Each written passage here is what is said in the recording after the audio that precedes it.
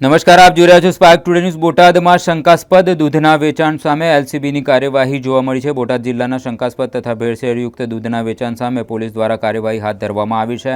બોટાદ એલસીબીની ટીમે ઢાંકણિયા રોડ વિહાવાવ પાસે આવેલી મહાશક્તિ ડેરી સેન્ટર ખાતેથી તપાસ કરી શંકાસ્પદ દૂધ તથા પાવડરના જથ્થાના નમૂનાઓ લેવડાવી શંકાસ્પદ પાવડરનો જથ્થો સીઝ કર્યો છે। એલસીબીને મળેલી બાતમીના આધારે ડેરી ખાતે તપાસ હાથ ધરવામાં આવી હતી। પ્રાથમિક તપાસમાં અસલી દૂધમાંથી ક્રીમ કાઢી દૂધનો જથ્થો વધારવા માટે પાણી અને ડેરી પરમિટ પાવડર મિશ્રિત કરી દૂધ તૈયાર કરી આગળ સપ્લાય કરવામાં આવતું હોવાનું જાણવા મળ્યું છે। આ કાર્યવાહી ભાવનગર રેન્જના આઈજીપી રાજેન્દ્ર અસારીની સૂચના અને બોટાદ જિલ્લાના પોલીસ અધિક્ષક ધર્મેન્દ્ર શર્માની દેખરેખ હેઠળ LCB police inspector GM Pawara તથા તેમની ટીમ દ્વારા કરવામાં આવી છે। મહત્વપૂર્ણ દૂધમાં ભેળસેળ અંગેનો અંતિમ નિષ્કર્ષ ફૂડ એન્ડ ડ્રગ્સ વિભાગના લેબોરેટરી પરીક્ષણ રિપોર્ટ બાદ જ સ્પષ્ટ થશે।